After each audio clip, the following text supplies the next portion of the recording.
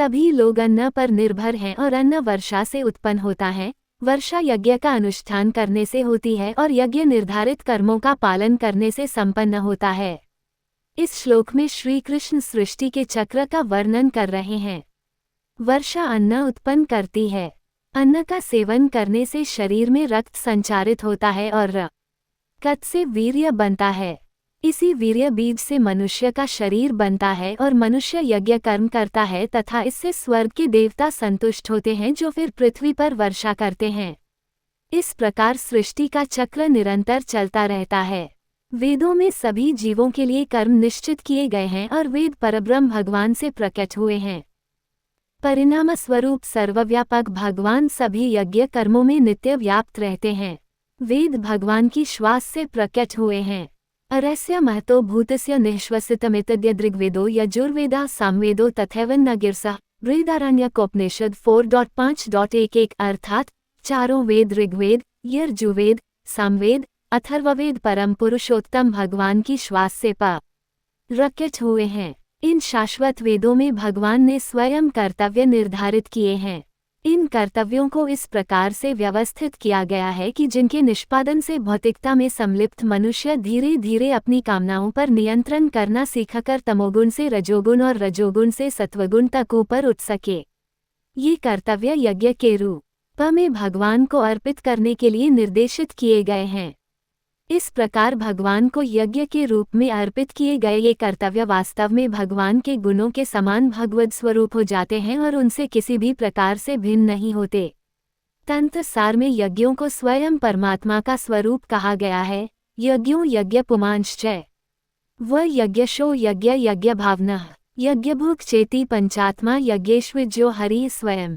श्रीमद्भागवतम 11.19.39 में श्री कृष्ण उद्धव को उपदेश देते हुए कहते हैं, यज्ञोआ भगवत्तमा अर्थात मैं वासुदेव का पुत्र यज्ञ हूँ।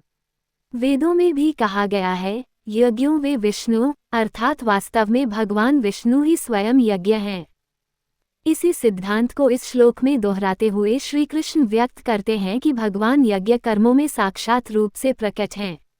हे पार्थ, जो मनुष्य वेदों द्वारा स्थापित यज्ञ कर्म के चक्र का पालन करने के अपने दायित्व का निर्वाहन नहीं करते, वे पाप अर्जित करते हैं। वे केवल अपनी इंद्रियों की तृप्ति के लिए जीव छोटी ही तरह रहते हैं। वास्तव में उनका जीवन व्यर्थ ही है। केवल वे मनुष्य जो बहिर्मुख विषय भोगों की कामनाओं का त्याग कर देते हैं वही आनंदमय और आत्मलीन रह सकते हैं। सांसारिक कामनाएं ही हमारे बंधन का मूल कारण है। ये होना चाहिए और यह नहीं होना चाहिए। श्री कृष्ण आगे इस अध्याय के 37वें श्लोक में अभिव्यक्त करते हैं कि कामनाएं ही सभी प्रकार के पापों का कारण है, इसलिए इनका त्याग करना चाहिए। जैसा कि पहले ही दूसरे अध्याय के 64वें श्लोक में किए गए उल्लेख के अनुसार अपने चित्त में सदैव ये ध्यान रखें कि जब भी वे कामनाओं का त्याग करने का उपदेश देते हैं तब उनका अभिप्राय सांसारिक कामनाओं का त्याग करने से है, न कि आध्यात्मिक उन्नति करने की अभिलाषा या भगवद प्राप्ति की इच्छा का त्याग करने से है। फिर भी सर्वप्रथम सांसारिक कामनाएं क्यों उत्पन्न होती हैं? जब हम स्वयं को शरीर मानते हैं तब हमें प्रतीत होता है कि शरीर और मन अपनी कामनाओं की पूर्ति के लिए लालायित रहते हैं और ये हमें माया के क्षेत्र में धकेल देते हैं। संत तुलसीदास ने व्यक्त किया है, जिब जिब ते हरि ते बिलगानो तब ते दे गेह निज मान्यो। माया बस स्वरूप बिसरायो ते ही भ्रम ते दारुण दुख पायो। जब जीवात्मा भगवान से विमुख हो जाती है तब माया शक्ति उस पर भ्रम का आवरण डाल देती है। इसी भ्रम के कारण हम स्वयं की पहचान शरीर के रूप में करना आरंभ कर देते हैं और सदा के लिए स्वयं को भूल जाने के कारण हमें अत्यंत कष्ट सहन करने पड़ते हैं। लेकिन जो ज्ञानी पुरुष यह अनुभव करते हैं कि आत्मा का कोई भौतिक स्वरूप नहीं है और ये दिव्य है, इसलिए यह अविनाशी है। संसार के नश्वर पदार्थ अविनाशी आत्मा की क्षुधा को शांत नहीं कर सकते और इसलिए सांसारिक विषय भोगों के लिए ललचा न मूर्खता है। इस प्रकार आत्मज्ञान से आलोकित आत्माएं अपनी चेतना को भगवान के साथ एकीकृत कर देती हैं और अपने भीतर भगवान के असीम आनंद की अनुभूति करती हैं। सांसारिकता में लिप्त आत्माओं के लिए नियत कर्म किसी भी प्रकार से ऐसी सिद्धावस्था प्राप्त आत्माओं पर लागू नहीं होते, क्योंकि उन्होंने पहले ही ऐसे सभी कर्मों का लक्ष्य प्राप्त कर लिया होता है। उदाहरणार्थ, जब तक कोई स्नातक का विद्यार्थी रहता है तब उसके लिए विश्वविद्यालय के नियमों का पालन करना अनिवार्य होता है, और जब वो ग्रेजुएट होकर डिग्री प्राप्त कर लेता है तब फिर उसके लिए विश्वविद्यालय के नियम अनावश्यक हो जाते हैं। ऐसी प्रबुद्ध आत्माओं के लिए ये कह आ गया है, ब्रह्मवित् श्रुति मूर्धनि, अर्थात वे जो भगवान के साथ अपना एकत्व स्थापित कर लेते हैं तब वे वेदों पर पांव रखकर चलते हैं, अर्थात उनके लिए वेदों के नियमों का पालन करना कभी आवश्यक नहीं होता। वेदों का लक्ष्य जीवात्मा को भगवान के साथ एकनिष्ठ करने के लिए उनकी सहायता करना है। एक बार जब आत्मा को भगवद प्राप्ति हो जाती है तब फिर आत्मा को उसके गंतव्य तक पहुंचाने में सहायता करने वाले वेदों के नियम उस पर लागू नहीं होते। ऐसी आत्मा उनके अधिकार क्षेत्र से परे हो जाती है। उदाहरणार्थ, पंडित विवाह समारोह में पुरुष और महिला को वैवाहिक गठबंधन में बांध देता है। एक बार जब समारोह समाप्त हो जाता है तब वह कहता है, अब तुम पति और पत्नी हो, मैं जा रहा हूँ। उसका काम समाप्त हो जाता है। यदि पत्नी बाद में ये कहती है, पंडित जी, आपने विवाह समारोह के दौरान जो प्रतिज्ञाएं करवाई थी उनका मेरे पति द्वारा पालन नहीं किया जा रहा है, तब पंडित यह उत्तर देगा, यह मेरे अधिकार क्षेत्र से बाहर है, मेरा काम तुम दोनों का वैवाह छोटी ई का गठबंधन करवाना था और यह कार्य हो चुका है। समान रूप से वेद आत्मा को परमात्मा के साथ एकीकृत करने में सहायता करते हैं। इस प्रकार भगवद प्राप्ति हो जाने पर वेदों का काम समाप्त हो जाता है।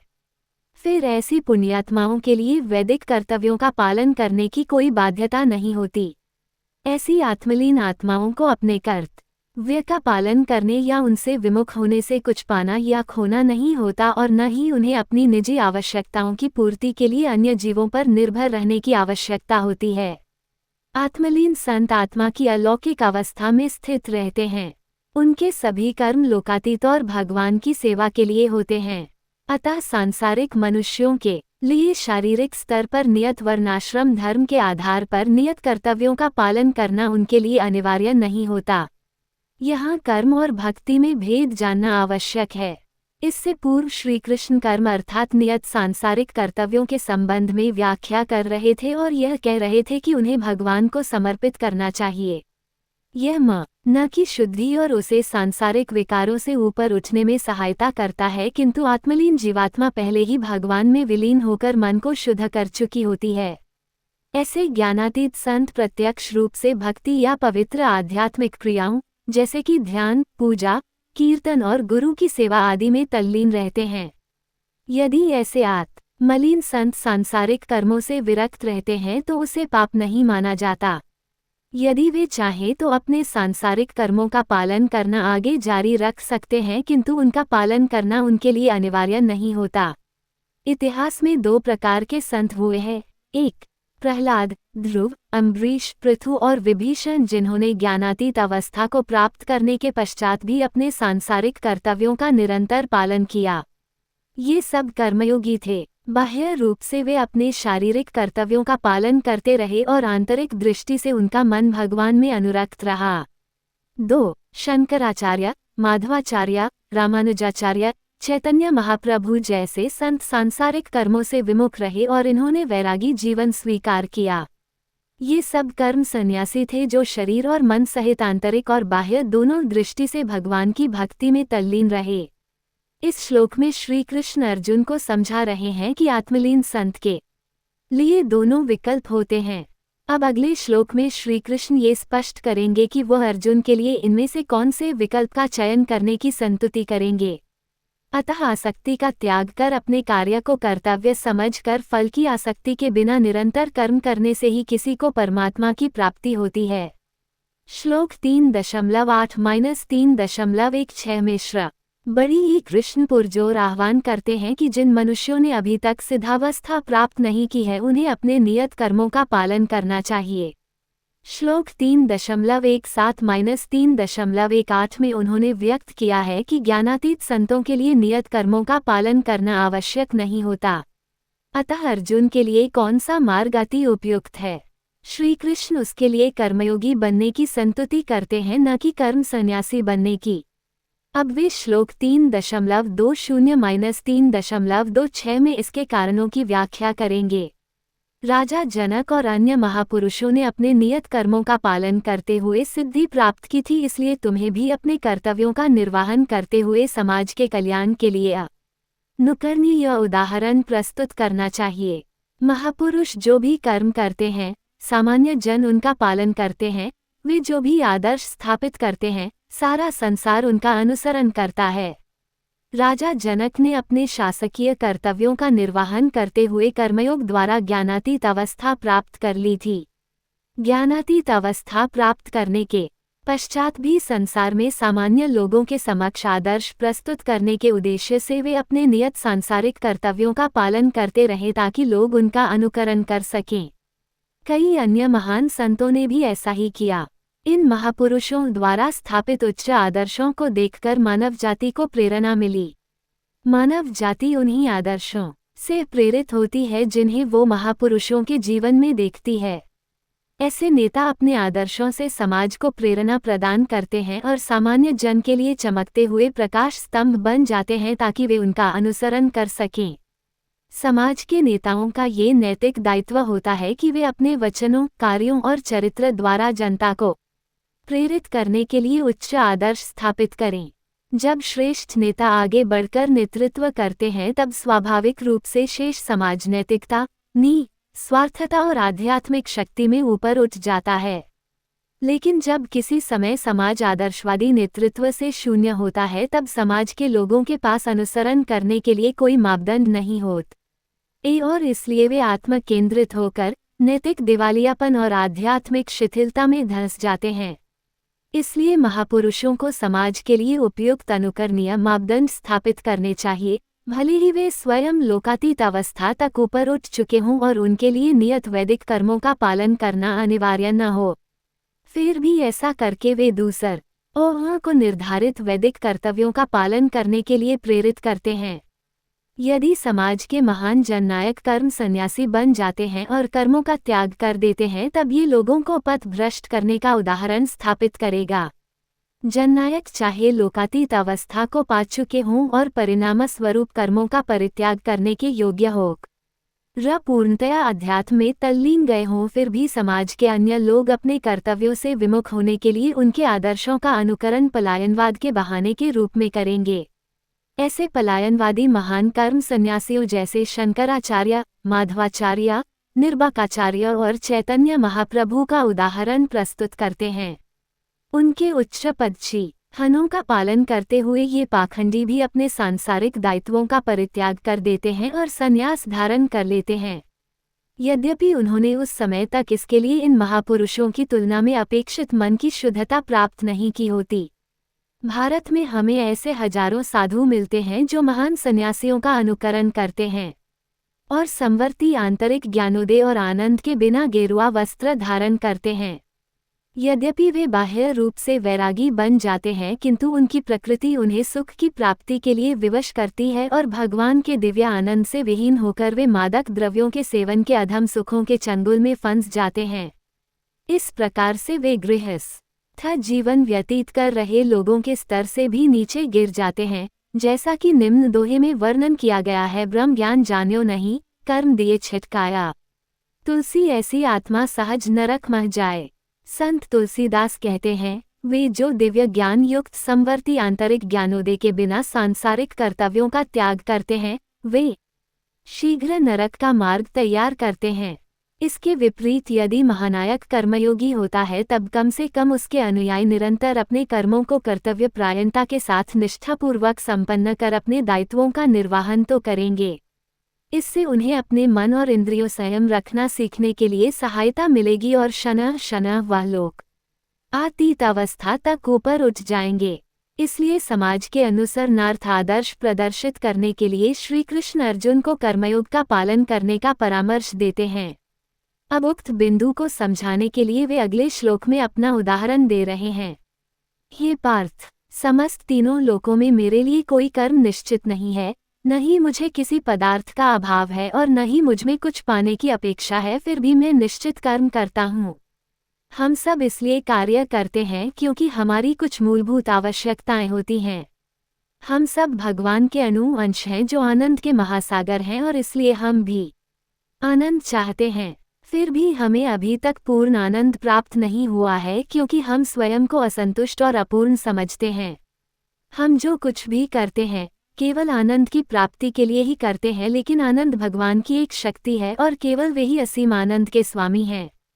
भगवान ही पूर्ण और स्वयं सिद्ध हैं और उन्हें का छोटी ही सी बाहरी पदार्थ की कोई आवश्यकता नहीं पड़ती, इसलिए उन्हें आत्माराम, आत्मरति और आत्मक्रिया भी कहा जाता है। यदि ऐसा परम पुरुष कोई कार्य करता है तब उसका केवल एकमात्र यह कारण होता है कि वे अपने लिए कुछ न कर लोगों के कल्याण के लिए ही कार्य करेगा। इस प्रकार से श्री कृष्ण अर्जुन को बताते हैं कि साकार रूप में भी ब्रह्मांड में मेरे लिए किस प्रकार के नियत कर्म नहीं है, लेकिन फिर भी मैं लोगों के कल्याण के लिए कर्म करता हूँ। अब वे स्पष्ट करते हैं कि जब वे कर्म करते हैं तब भी उससे किस प्रकार से मानव मात्र का कल्याण पूरा होता है। यदि मैं सावधानीपूर्वक नियत कर्म नहीं करता तो हे पार्थ, सभी लोगों ने निश्चित रूप से सभी प्रकार से मेरे मार्ग का ही अनुसरण किया होता। पृथ्वी पर अपनी दिव्य लीलाओं को प्रदर्शित करते हुए श्री कृष्ण एक राजा और महान महानायक की भूमिका निभा रहे थे। श्री कृष्ण ने भौतिक संसार में अति धर्मपरायण वृष्णि वंश के राजा वासुदेव के पुत्र के रूप में जन्म लिया था। यदि भगवान कृष्ण अपने निर्धारित वैदिक कर्मों का निर्वहन नहीं करते तब सामान्य जन भी उनके पदचिन्हों का अनुसरण ये सोचकर करते कि उनका उल्लंघन करना एक सामान्य प्रथा थी।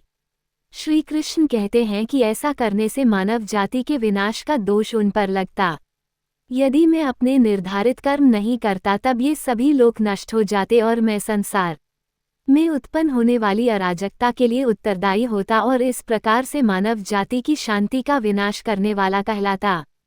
जब श्री कृष्ण धरती पर मनुष्य के रूप में प्रकट हुए तब उन्होंने योद्धा राजाओं के परिवार के एक सदस्य के रूप में समाज में अपनी प्रतिष्ठा के अनुसार उपयुक्त सभी प्रकार के अपेक्षित शिष्टाचारों और कुलाचारों को अपनाया। यदि वे इसके विपरीत कर्म करते तब अन्य मनुष्य भी यह सोचकर उनका अनुकरण करते कि उन्हें भी धर्मपरायण राजा वासुदेव के सुयोग्य पुत्र के आचरण का अनुकरण करना चाहिए। यदि श्री कृष्ण वैदिक कर्म का अनुपालन करने में असफल हो जाते तब मानव जाति भी उनके पदचिन्हों का अनुसरण कर कर्म के अनुशासन से पलायन कर अराजकता की स्थिति में आ जाती। यह एक गंभीर अपराध होता और श्री कृष्ण इसके दोषी कहलाते। इसलिए वे अर्जुन को समझाते हुए कहते हैं कि यदि वह अपने वर्ण धर्म का पालन नहीं करेंगे तब उसके कारण समाज में अराजकता उत्पन्न होगी। अर्जुन युद्ध में पराजित न होने वाला विश्वविख्यात योद्धा था और धर्मपरायण सत्यवादी राजा युधिष्ठिर का भाई था।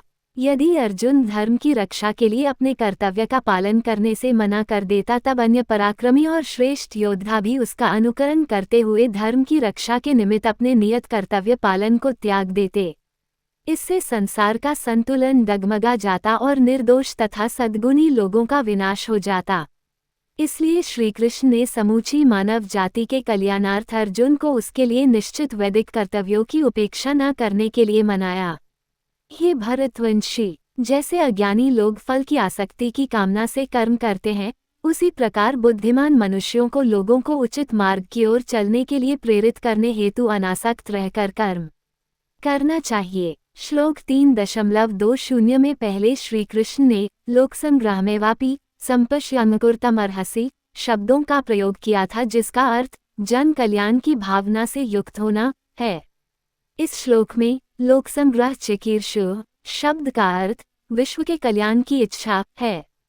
इस प्रकार श्री कृष्ण पुनः इस पर बल देते हैं कि बुद्धिमान मनुष्य को सदैव मानवता के कल्याणार्थ कार्य करना चाहिए।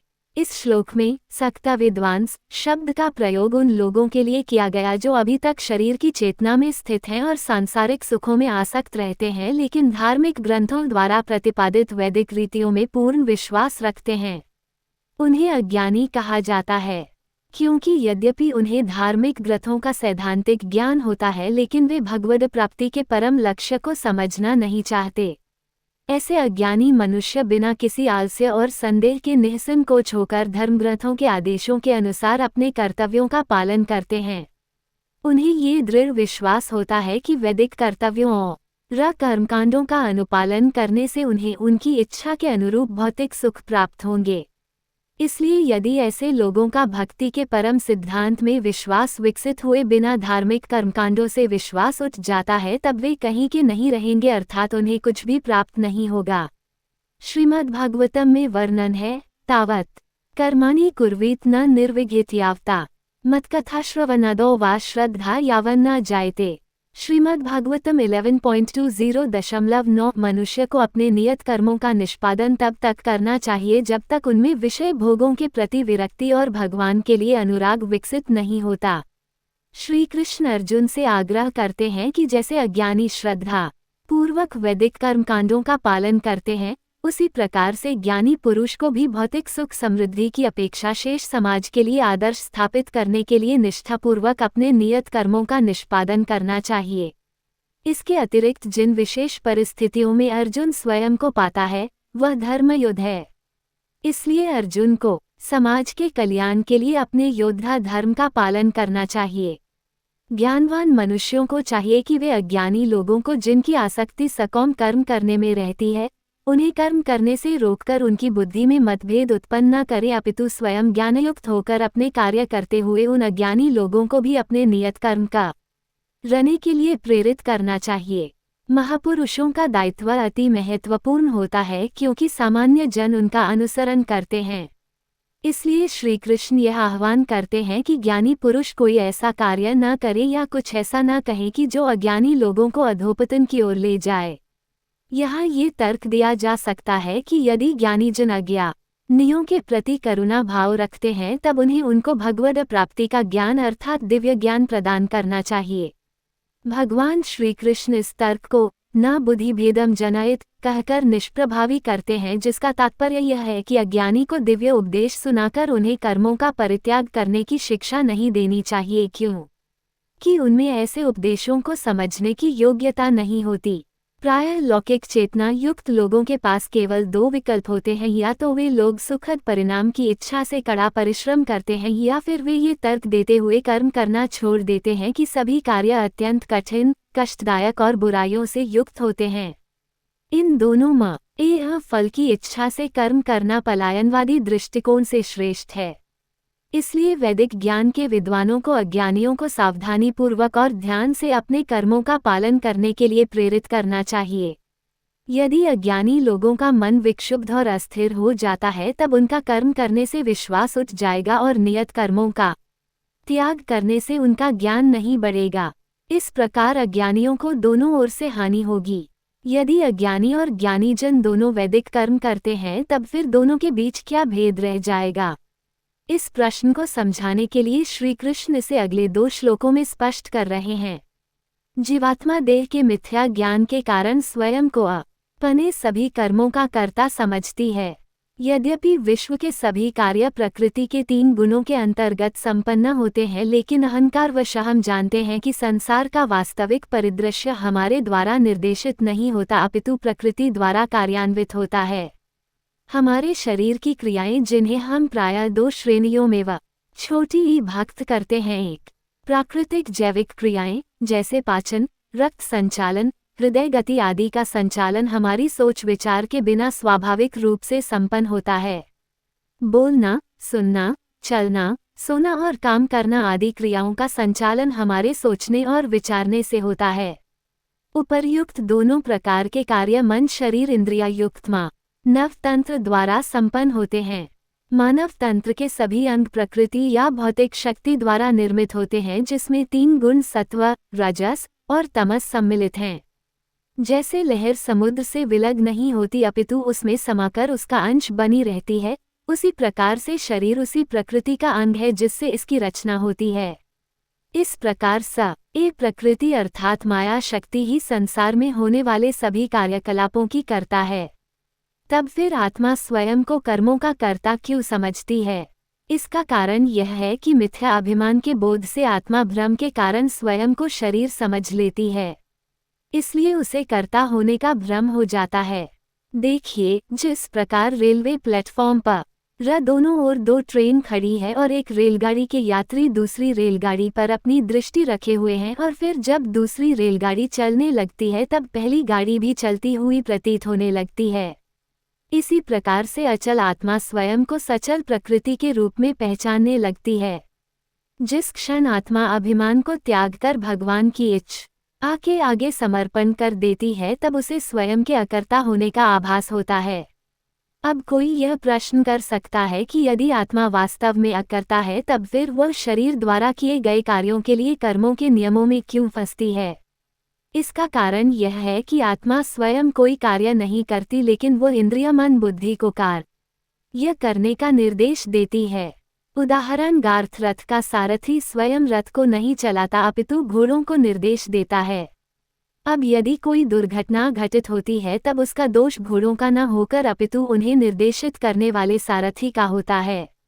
उसी प्रकार से आत्मा मन शरीर युक्त मानवतंत्र के कार्यों के लिए उत्तरदायी होती है, क्योंकि इंद्रिया मन और बुद्धि आत्मा से प्रेरणा पाकर ही कार्य करते हैं।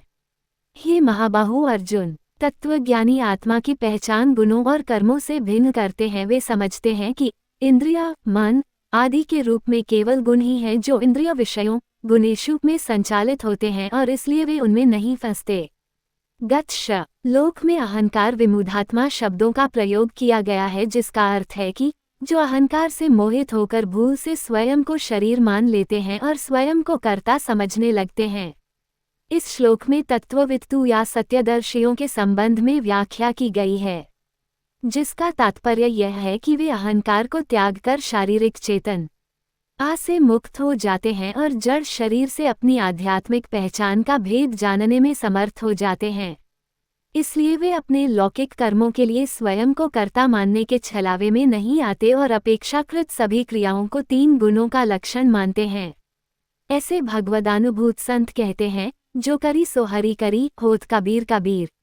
उद्धरण चिन्ह सब कुछ भगवान करता है, किंतु लोग स्वयं को कर्ता मानने की भूल करते हैं। वे मनुष्य जो प्रकृति के गुणों के प्रभाव से मोहित होकर फल प्राप्ति की कामना के साथ अपने कर्म करते हैं, लेकिन बुद्धिमान पुरुष जो इस परम सत्य को जानते हैं, उन्हें ऐसे अज्ञानी लोगों को विचलित नहीं करना चाहिए जिनका ज्ञान अल्प होता है। अपने समस्त कर्मों को मुझको अर्पित करके और परमात्मा के रूप में निरंतर मेरा ध्यान करते हुए कामना और स्वार्थ से रहित होकर अपने मानसिक दुखों को त्याग कर युद्ध करो। अपनी विलक्षण शैली में श्री कृष्ण पहले विषय को प्रतिपादित करते हैं और तत्पश्चात अंतिम रूप से उसका सार प्रकट करते हैं। अध्यात्म चेतसा चेतना शब्द का अर्थ भगवान को समर्पित करने की भावना के साथ तथा संन्यास्या शब्द का अर्थ जो भगवान को समर्पित न हो उन सब का परित्याग करना है। निराशिनी शब्द का तात्पर्य कर्मों के फलों में आसक्ति न रखने से है। स्वामित्व के दावे को त्यागने के लिए सभी कर्मों को भगवान के प्रति समर्पित करने की चेतना से युक्त होना हो। अपने निजी लाभ लालसा और शोक का त्याग करना आवश्यक है। पिछले श्लोक में दिए गए उपदेशों का सार यह है कि हमें निष्ठापूर्वक ये चिंतन करना चाहिए, मेरी आत्मा परम शक्तिशाली भगवान का अनुअंश है। वे सभी पदार्थों का भोक्ता और स्वामी हैं। मेरे सभी कर्म उनके सुख के निमित्त हो और इसलिए मुझे अपने सभी कर्तव्यों का पालन उनके प्रति यज्ञ या समर्पण की भावना से करना चाहिए। उनके द्वारा प्रदत्त शक्ति से ही मैं अपने यज्ञ कर्म को संपन्न करता हूँ। इसलिए मैं अपने कर्मों के शुभ परिणामों का श्रेय नहीं लूंगा। जो मनुष्य अगाध श्रद्धा के साथ मेरे इन उपदेशों का अनुपालन करते हैं और दोष दृष्टि से परे रहते हैं, वे कर्म के बंधन से मुक्त हो जाते हैं। परम कृपालु भगवान ने सिद्धांत शब्द की व्याख्या अत्यंत विशद शैली में मत के रूप में की है। मत एक व्यक्तिगत विचार है, जबकि सिद्धांत सार्वभौमिक सत्य है। आचार्यों के मत विभिन्न हो सकते हैं, किंतु सिद्धांत समान रहता है। दार्शनिक और आचार्य अपने मत को सिद्धांत का नाम देते हैं, किंतु गीता में श्री कृष्ण ने अपने सिद्धांतों को विचारों के रूप में अभिव्यक्त किया है। अपने आचरण द्वारा वे हमें सौहार्दपूर्ण और दीनता का व्यवहार करने का उपदेश दे रहे हैं। कर्म करने का आह्वान करते हुए श्री कृष्ण अब भगवद गीता के उपदेशों के महत्व को श्रद्धापूर्वक स्वीकार करने और उन्हें अपने जीवन में अपनाने का संदेश देते हैं। मानव के रूप में हमारा दायित्व है कि हम सत्य को जानें और तदनुसार अपने जीवन को सुधारें। ऐसा करने से हमारे मानसिक संताप, काम, लोभ, ईर्ष्या, मोह आदि शांत हो जाते हैं। पिछले श्लोक में श्री कृष्ण ने अर्जुन को स्पष्ट रूप से अपने सभी कर्म उन्हें समर्पित करने को कहा था। वे जानते हैं कि उनसे ईर्ष्या करने वाले लोगों के लिए जिनका भगवान में विश्वास नहीं है, उनके कथन उपहास और निंदा का कारण हो सकते हैं। इसलिए अब वे अपने दिव्य उपदेशों को समर्पित भाव से स्वीकार करने पर जोर देते हैं। उनके कथन के अनुसार जो मनुष्य इन उपदेशों का श्रद्धापूर्वक अनुसरण करते हैं, वे कर्म के बंधन से मुक्त हो जाते हैं। लेकिन जो श्रद्धायुक्त नहीं है, उनकी क्या दशा होगी? उनकी दुर्दशा को अगले श्लोक में व्यक्त किया गया है। किंतु जो मेरे उपदेशों में दोष ढूंढते हैं, वे ज्ञान से वंचित और विवेकहीन होते हैं। इन सिद्धांतों की उपेक्षा करने से वे अपने विनाश का कारण बनते हैं। श्री कृष्ण द्वारा प्रस्तुत उपदेश हमारे आंतरिक कल्याण के लिए अति उपयुक्त हैं। यद्यपि हमारी मायाबद्ध भौतिक बुद्धि में अनगिनत दोष हैं जिसके कारण हम सदैव भगवान के उपदेशों की महत्ता को समझने या उसकी सराहना करने में सक्षम नहीं होते। यदि हम ये जानना चाहें कि दिव्य परमात्मा और हमारी अणु आत्मा के बीच क्या भेद है, इसके लिए गीता के दिव्य उपदेशों को स्वीकार करने के लिए श्रद्धा अनिवार्य अवयव बन जाती है। जब हमारी बुद्धि इन्हें समझने की अपेक्षा इन उपदेशों में दोष ढूंढने लगती है, तब हमें ये सोचकर अपनी बुद्धि का समर्पण कर देना चाहिए, श्री कृष्ण ने ऐसा कहा है। इसमें अवश्य ही सत्यता है जिसे मैं अभी समझ नहीं सकता। अभी छोटे मुझे ये स्वीकार करने दो और मुझे आध्यात्मिक साधना में लीन होने दो। इन उपदेशों को मैं भविष्य में समझ पाऊंगा जब मैं साधना द्वारा आध्यात्मिक पथ पर उन्नति कर लूंगा। इसी मनोवृत्ति को श्रद्धा कहते हैं। जगद्गुरु शंकराचार्य ने श्रद्धा की परिभाषा इस प्रकार से की है: गुरु वेदांत वाक्येषु दृढ़ विश्वास, अर्थात श्रद्धा गुरु और धार्मिक ग्रंथों के वचनों में दृढ़ विश्वास है।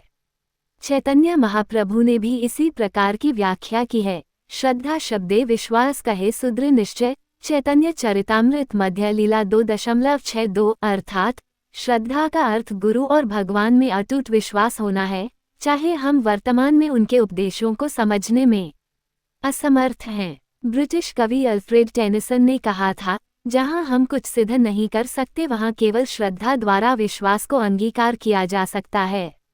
इसलिए श्रद्धा का अर्थ यह है कि भगवद गीता के समझे जाने वाले सरल अंशों को विनम्रतापूर्वक आत्मसात करते हुए और इसके कठिन अंशों को भी इस आशा के साथ स्वीकार करना चाहिए कि ये भी भविष्य में समझे जा सकेंगे। भौतिक बुद्धि का एक मुख्य दुराग्रही दोष अहंकार है। अहंकार के कारण जिसे वर्तमान में बुद्धि समझ नहीं सकती, इसलिए प्रायः उसे दोषयुक्त मानकर अस्वीकार कर देती है। यद्यपि सर्वज्ञ भगवान के रूप में भगवान श्री कृष्ण ने जीवात्मा के कल्याण हेतु अपने दिव्य उपदेश प्रकट किए हैं, किंतु मनुष्य उसमें अभी तक दोष ढूंढते हैं। जैसे भगवान स्वयं को सभी कुछ समर्पित करने के लिए क्यों कहते हैं? क्या भगवान लोभी हैं? क्या वे अहंकारी हैं जो अर्जुन को अपनी उपासना करने को कहते हैं? श्री कृष्ण कहते हैं, ऐसे लोग अचेतन या विवेक शून्य हैं, क्योंकि वे शुद्ध और अशुद्ध, धर्म और अधर्म, सृष्टि का एक कर्ता और कृत्य, परम स्वामी और दास के बीच के अंतर को समझने में असमर्थ होते हैं। ऐसे मनुष्य अपने विनाश का कारण बनते हैं, क्योंकि वे शाश्वत मुक्ति के मार्ग को अस्वीकार कर देते हैं और जन्म मृत्यु के कालचक्र में घूमते रहते हैं। बुद्धिमान लोग भी अपनी प्रकृति के अनुसार कार्य करते हैं, क्योंकि सभी जीव अपनी स्वाभाविक प्रवृत्ति से प्रेरित होते हैं। किसी को दमन से क्या प्राप्त हो सकता है? इस श्लोक में श्री कृष्ण पुनः इस बिंदु की ओर लौटते हैं कि कर्म करना निष्क्रिय रहने से श्रेष्ठ है। अपने स्वभाव से प्रेरित होकर लोग अपने व्यक्तिगत गुणों के अनुसार कार्य करने में प्रवृत्त होते हैं, जबकि सैद्धांतिक रूप से शिक्षित लोग भी अपने अनंत पूर्व जन्मों के संस्कारों, इस जन्म के कर्म, प्रारब्ध तथा अपने मन और बुद्धि के निजी लक्षणों की गठरी को अपने साथ उठाए रहते हैं। उन्हें प्रतीत होता है कि इस प्रकृति और प्रवृत्ति के वेग को रोकना कठिन है। यदि वैदिक ग्रंथ उन्हें सभी प्रकार के कर्मों का त्याग करने का और केवल आध्यात्म छोटी ही कथा में तल्लीन होने का उपदेश देते, तब इससे असंतुलन की स्थिति उत्पन्न हो गई होती। ऐसी कृत्रिम विमुक्तता का प्रतिकूल प्रभाव होता। आध्यात्मिक उन्नति का उपयुक्त और सरल मार्ग प्रकृति और प्रवृत्ति की असीम शक्ति का प्रयोग करना और इनकी दिशा को भगवान की ओर परिवर्तित करना है। जिस स्थिति में हम हैं वहीं से हमें आध्यात्मिक उन्नति की ओर अग्रसर होना आरंभ करना चाहिए, और ऐसा करने के लिए हमें सर्वप्रथम अपनी वर्तमान मनोदशा को स्वीकार करना होगा और तत्पश्चात इसे सुधारना होगा। हम देख सकते हैं कि जैसे जानवर भी अपने विलक्षण स्वभाव के अनुसार कार्य करते हैं, चींटियां एक सामाजिक प्राणी की भांति अपने समुदाय की देखभाल के लिए भोजन एकत्रित करती हैं। ऐसा गुण मनुष्य में कठिनता से देखने को मिलता है। एक गाय का अपने बछड़े से आंतरिक लगाव होता है। एक क्षण के लिए भी जब वो उसकी आंखों से ओझल होता है तब गाय अत्यंत व्याकुल हो जाती है। कुत्ते की स्वामी भक्ति के गुण की तुलना भी सभ्य मनुष्यों से नहीं की जा सकती। समान रूप से मनुष्य भी अपनी प्रकृति से प्रेरित होते हैं। क्योंकि अर्जुन योद्धा था, इसलिए श्री कृष्ण ने उससे कहा कि तुम्हारा क्षत्रिय तुल्य स्वभाव तुमसे युद्ध की अपेक्षा करता है। भगवद गीता 18.59। तुम अपने जन्म के स्वभाव से जनित कर्म द्वारा बाध्य होकर इसे करोगे। भगवद गीता 18.60। हमें अपने लक्ष्य को संसार सुखों से हटाते हुए उसे भगवद प्राप्ति की ओर परिवर्तित कर अपने स्वभाव का परिष्कार करना चाहिए और अपने नियत कर्तव्यों का पालन बिना आसक्ति और विरक्ति भाव से भगवत सेवा की भावना के साथ करना चाहिए। इंद्रियों का इंद्रिय विषयों के साथ स्वाभाविक रूप से राग और द्वेष होता है, किंतु मनुष्य को इनके वशीभूत नहीं होना चाहिए, क्योंकि छोटी ही ये आत्मा कल्याण के मार्ग के अवरोधक और शत्रु हैं। यद्यपि श्री कृष्ण ने पहले इस पर बल देते हुए ये कहा था कि मन और इंद्रियां अपनी स्वाभाविक प्रवृत्ति द्वारा प्रेरित होती हैं, अब वे इन्हें वश में करने की आवश्यकता पर प्रकाश डाल रहे हैं। जब तक हमारा भौतिक शरीर हमारे साथ है तब तक उसकी देखभाल के लिए हमें इन इंद्रियों के विषयों का भोग करना पड़ता है। श्री कृष्ण आवश्यक उपभोग को रोकने के लिए नहीं कहते, किंतु वे आसक्ति और विरक्ति के उन्मूलन का अभ्यास करने का उपदेश देते हैं। पूर्वजन्म के संस्कारों का सभी मनुष्यों के जीवन पर निश्चित रूप से गहन प्रभाव पड़ता है, लेकिन यदि हम गीता द्वारा सिखाई गई विधि का अभ्यास करते हैं तब हम अपनी दशा को सुधारने में सफल हो सकते हैं। इंद्रियां अपने इंद्रिय विषयों की ओर आकर्षित होती हैं और उनके आपसी सामंजस्य से सुख और दुख की अनुभूति होती है। जिह्वा स्वादिष्ट व्यंजनों का स्वाद चखने की आदी होती है और कड़वा स्वाद उसे पसंद नहीं आता। मन बार बार सुख और दुख से जुड़े विषयों का चिंतन करता है। इंद्रिय विषयों के सुख के अनुभव से आसक्ति और दुख के अनुभव से विरक्ति उत्पन्न होती है।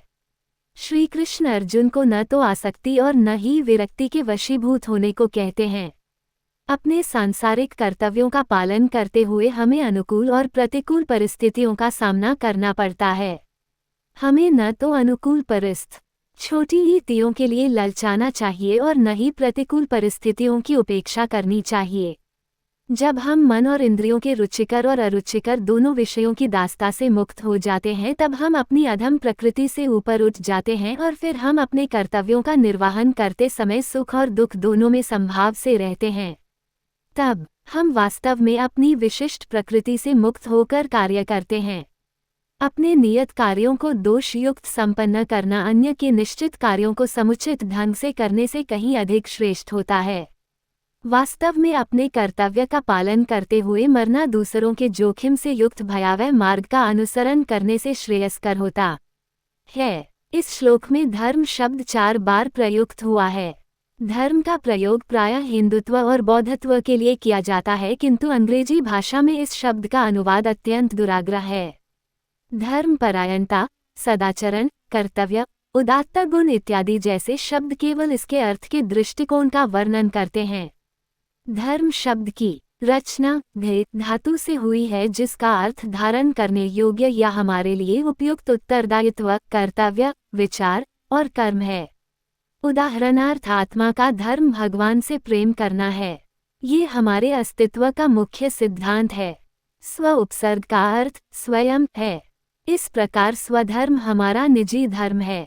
जो धर्म हमारे जीवन के संदर्भ, स्थिति, परिपक्वता और व्यवसाय पर लागू होता है और जैसे जैसे हम आध्यात्मिक रूप से उन्नत होते हैं तब हमारे जीवन के संदर्भों में परिवर्तन आने पर हमारा स्वधर्म भी परिवर्तित हो सकता है। श्री कृष्ण अर्जुन को उसके स्वधर्म का पालन करने के लिए कहते हुए उसे समझा रहे हैं कि वो अपने क्षत्रिय कुल के धर्म का पालन करे और इसमें कोई शिथिलता प्रदर्शित न करे ताकि कोई दूसरा इसका अनुचित लाभ न उठा सके। किसी अन्य का अभिनय करने की अपेक्षा अपनी वास्तविकता में आनंदित होना अत्यंत श्रेयस्कर होता है। प्रकृति द्वारा निश्चित अपने कर्तव्यों का निर्वहन हम मन की स्थिरता के साथ सरलता से कर सकते हैं। दूसरों के कार्य हमें दूर से आकर्षित कर सकते हैं और यदि हम तदनुसार अपने कार्यों को परिवर्तित करने का विचार करते हैं तब ऐसा करना जोखिम भरा होगा।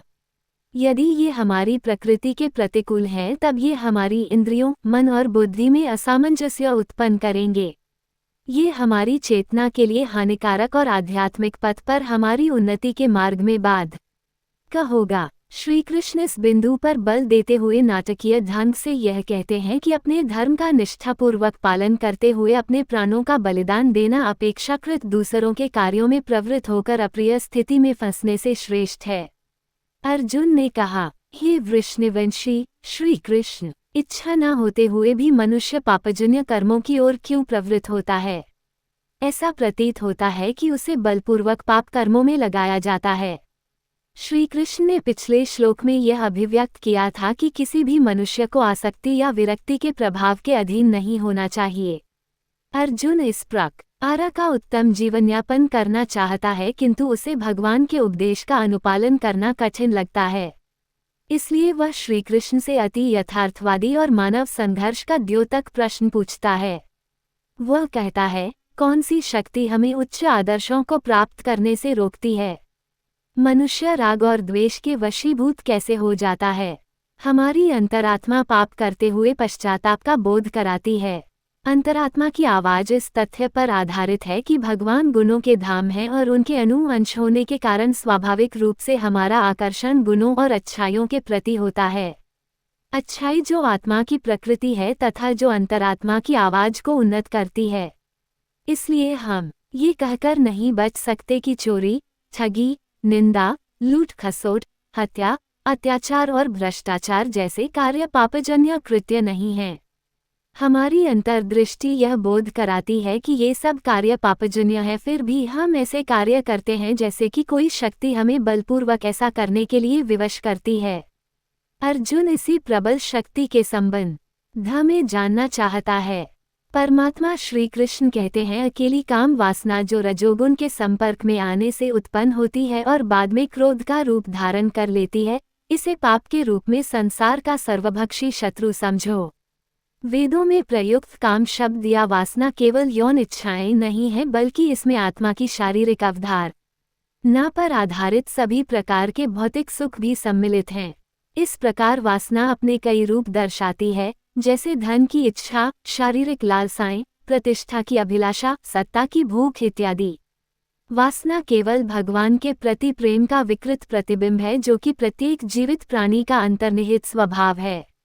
जब आत्मा शरीर के रूप में माया शक्ति के साथ सहयोग करती है तब तमोगुण के संयोजन से इसका भगवान के प्रति दिव्य प्रेम वासना में परिवर्तित हो जाता है।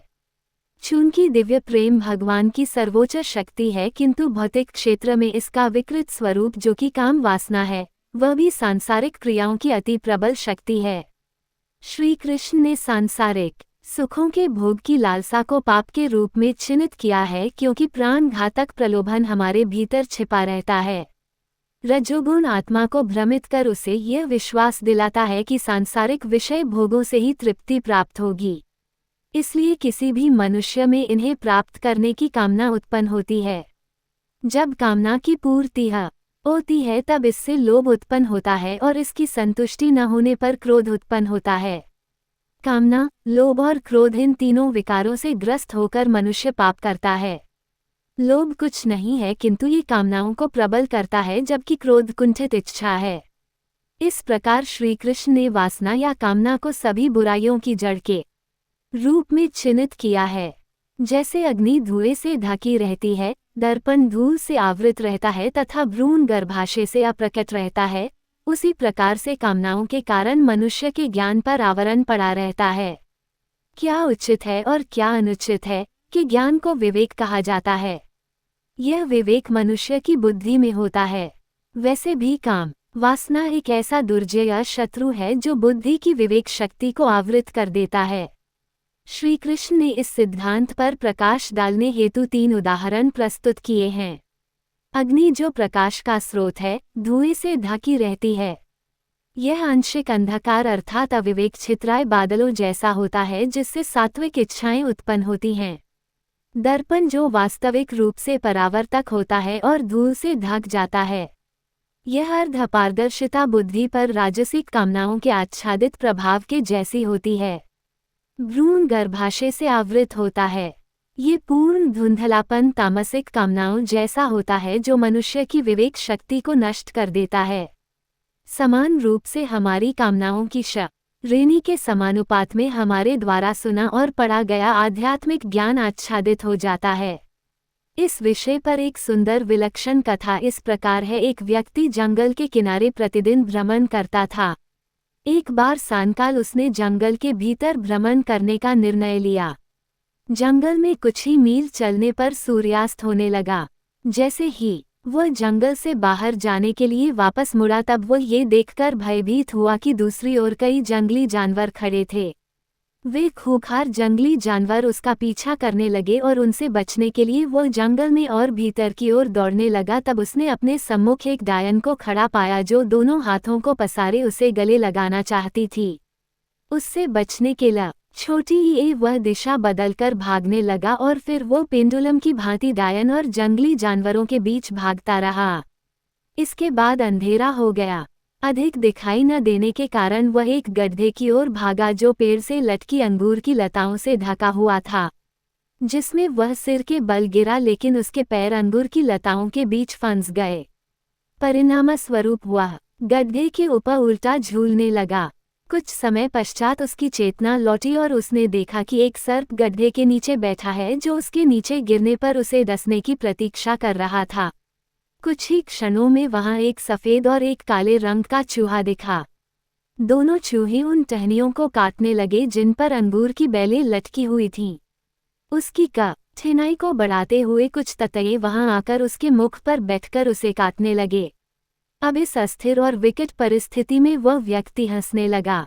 तब कई दार्शनिक वहां ये ज्ञात करने आए कि अति प्रतिकूल परिस्थिति में वह व्यक्ति क्यों हंस रहा था। उन्होंने ऊपर की ओर मधुमक्खी के छत्ते को देखा जिसमें से मधु की कुछ बूंदें टपककर उसकी जीभ पर गिर रही थी। वह मधु को चाटते हुए सोच रहा था कि यह कैसा सुख है और वह जंगली जानवरों, डायन, सर्प, चूहे और ततैयों को भूल गया। इस कथा में यह व्यक्ति हमें पागल प्रतीत होता है। वैसे भी यह कथा कामनाओं के अधीन रहने वाले सभी मनुष्यों की दशा का वर्णन करती है। जिस जंगल में वह व्यक्ति भ्रमण कर रहा था वह इसी लौकिक संसार का चित्रण करता है जिसमें हम वास करते हैं तथा जहां प्रत्येक क्षण जोखिम से भरा है। उस व्यक्ति का पीछा करने वाले जंगली पशु हमारे जीवन में आने वाले रोगों के द्योतक हैं जो लगातार हमें मृत्यु तक कष्ट प्रदान करते हैं। डायन वृद्धावस्था का प्रतीक है जो समय व्यतीत होने पर हमारा आलिंगन करने के लिए खड़ी हैं। गड्ढे के नीचे बैठा सर्प प्रतीक्षारत मृत्यु प्रतीक है।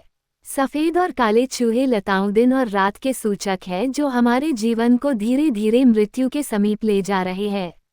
उस व्यक्ति के मुख पर बैठे ततैये हमारी असीम कामनाओं के समान है जो हमारी पीड़ा और दुख का कारण है।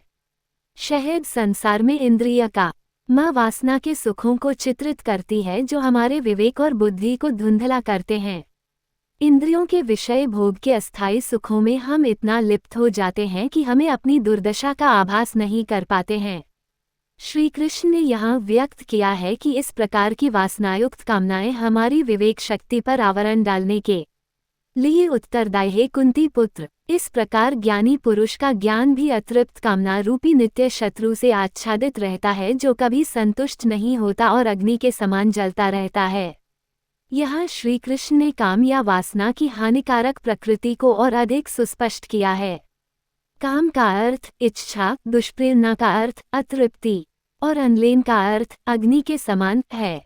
कामनाएं बुद्धिमान पुरुष के विवेक पर विजय पा लेती हैं और इनकी तुष्टि के लिए उन्हें लुभाती है। कामना रूपी अग्नि को शमन करने का जितना भी अधिक प्रयास किया जाए यह उतनी ही और अधिक भीषणता से भड़कती है। महात्मा बुद्ध के कथन हैं, न कहापनवस्सिन तित्ति कामजु विजतिपस। आदा दुखाकामा इति विज्ञाय पंडितो। धम्मपद श्लोक 186। कामनाएं अश्मनीय अग्नि के समान भड़कती है जो कभी भी किसी को सुख प्रदान नहीं करती। ज्ञानी पुरुष इसे दुख का मूल जानकर इसका परित्याग करते हैं, किंतु वे जो इस सत्य को नहीं जानते वे अपनी वासनाओं की तुष्टि का निरर्थक प्रयास करते हुए अपने जीवन को व्यर्थ कर देते हैं। इंद्रिया, मन और बुद्धि को कामना की प्रजनन भूमि कहा जाता है, जिनके द्वारा यह मनुष्य के ज्ञान को आच्छादित कर लेती है और देहधारियों को मोहित करती है। काम वासना की शरण स्थली को प्रकट करते हुए भगवान श्री कृष्ण अब इसे नियंत्रित करने की विधि के संबंध में सूचित करते हैं। शत्रु की घेराबंदी करने से पूर्व शत्रु की दुर्बलता का पता लगाना आवश्यक होता है। इस श्लोक में श्री कृष्ण व्यक्त करते हैं कि इंद्रियां, मन और बुद्धि वह स्थान है जहां से काम वासना आत्मा पर आधिपत्य जमाने का प्रयास करती है। काम वासना के प्रभाव के अंतर्गत इंद्रिय विषय भोगों की कामना करती हैं और इंद्रियां मन को सम्मोहित करती हैं। मन बुद्धि को भ्रमित करता है तथा बुद्धि अपनी विवेकी शक्तियां खो देती है। जब बुद्धि पर आवरण पड़ जाता है तब मनुष्य मोहवश होकर वासनाओं का दास बन जाते हैं और उनकी तुष्टि हेतु सब कुछ करने को तत्पर रहते हैं। इंद्रिय, मन और बुद्धि नामक तत्व अपने आप में किसी प्रकार से बुरे नहीं होते। ये सब भगवद प्राप्ति के प्रयोजन हेतु हमें भगवान द्वारा प्रदान किए गए हैं, किंतु हम काम वासनाओं को इन पर कई रूपों में इनकी घेराबंदी करने की अनुमति देते हैं। अब हमें इन्हीं इंद्रियों, मन और बुद्धि को आत्मा उत्थान के लिए प्रयोग करना चाहिए।